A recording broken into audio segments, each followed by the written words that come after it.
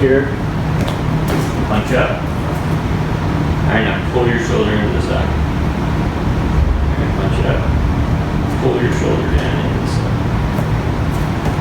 Alright, I'm going to pull you up now. Now you pull down. Pull down, pull down, pull down, pull down. Good. Let me pull you up. Pull down, pull down, pull down, pull down. Good. And then I'm going to try to push you into internal rotation. You go into external rotation and pull down. Good. And go into external rotation and pull down. External rotation down. Palm up toward your face and down. And you got to push. Depends on who you're talking to, the cueing, obviously. Alright, so this side, I'm going to hold your foot first. Alright, just try to think about spinning the hip in external rotation or out. And relax. And repeat.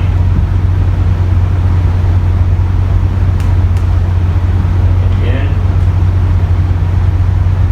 You can also work on someone's knee here, right? So say somebody's having like an issue you want to work on, like medial tibial rotation. Alright, I'm just going to pinch your foot, hold you into that, and then try to go out to either adduction or external rotation with your hip. And relax. Okay.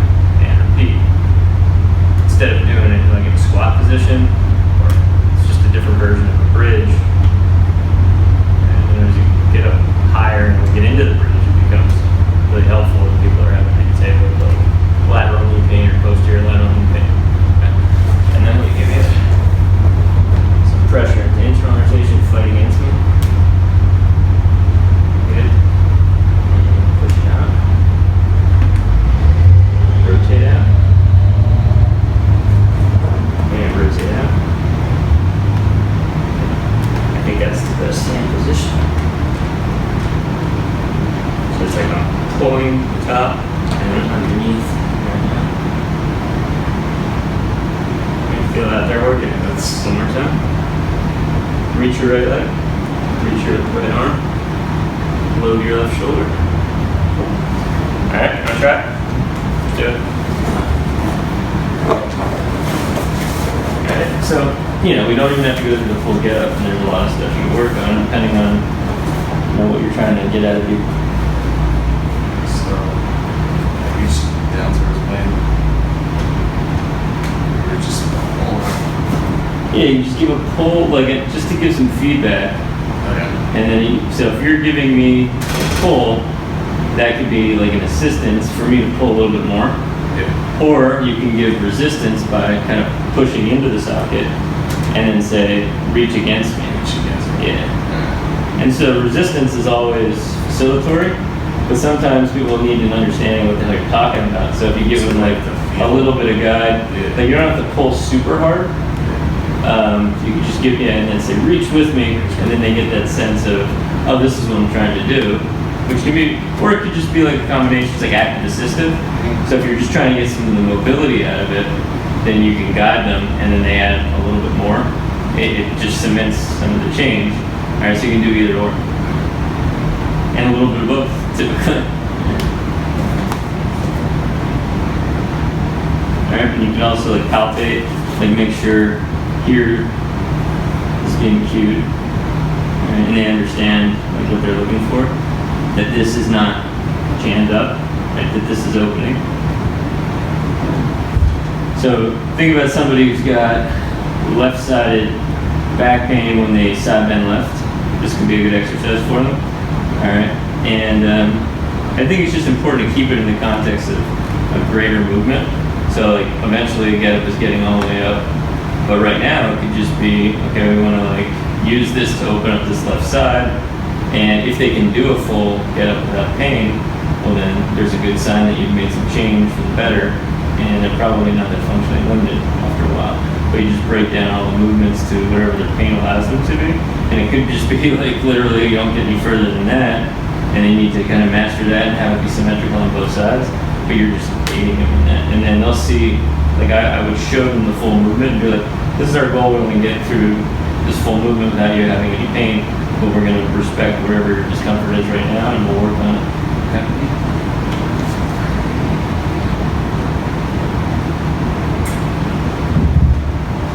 And then if they're not getting the idea of like reaching, I'm rolling, then you just can, one, just go and try to like guide my leg, pull into a roll, okay, and then basically as I bring my knee up, it should feel easy to fall back.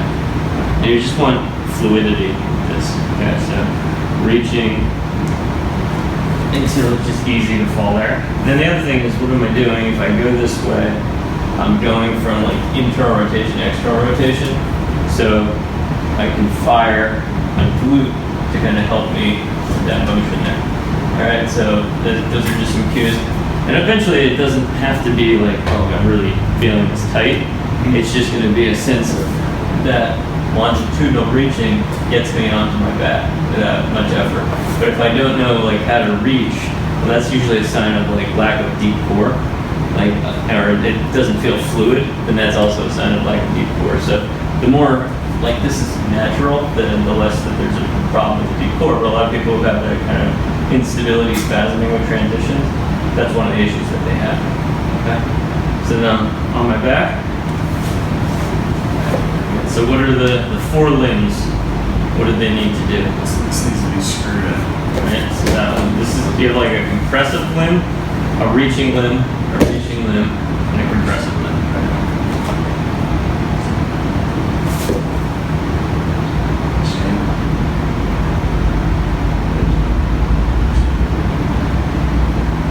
So with that hand, you do a couple things, right? Like if I'm really going to get like an external rotation, I'm going to tend to create a little bit of supination for my foot. So you can resist against that by like pushing me into pronation, or you can create a little bit of resistance, like where you lift my arch. Like a lot of people have trouble, they might just have mobility issues and like flexion of the foot or lifting their navicular. So you may actually want to like mobilize the navicular up while they're trying to create that rotation, just so they get a sense of, so it's like almost like a little plantar fascia massage, or just like a superior like navicular mode while I'm moving out. Feel with that? Because that's going to be like, it's going to be a couple things that you look at with supination close chain. Is like, depends on how big you need it, but like, can this like first met come off the ground, and can the navicular, is that moving upward? And then also can it move down? Because you don't want to just be like high arched all the time. You want to be able to feel like you just have the ability to move there. So if you see like somebody's just not getting movement from one area, you assist that, okay? But you just want to see that it's almost on a string.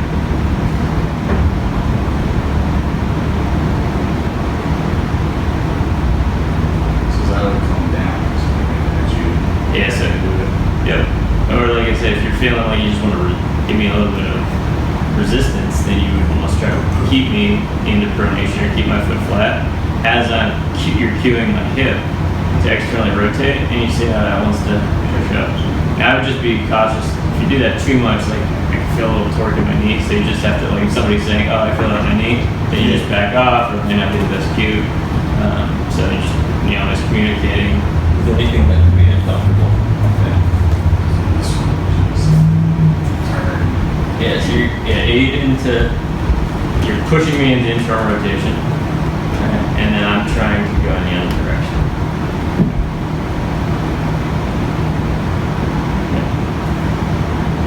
And you'll find too, like I feel like it's natural for me to reach this leg to stabilize as I create that, but it might not be natural for people. So if you feel like someone's not getting it, you might have to keep this leg down and planted as you go out.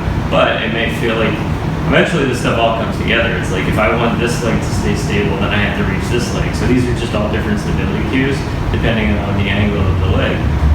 But sometimes when it's new and you're kind of segmenting it, you may have to give some cueing for what's going on with the other limb. So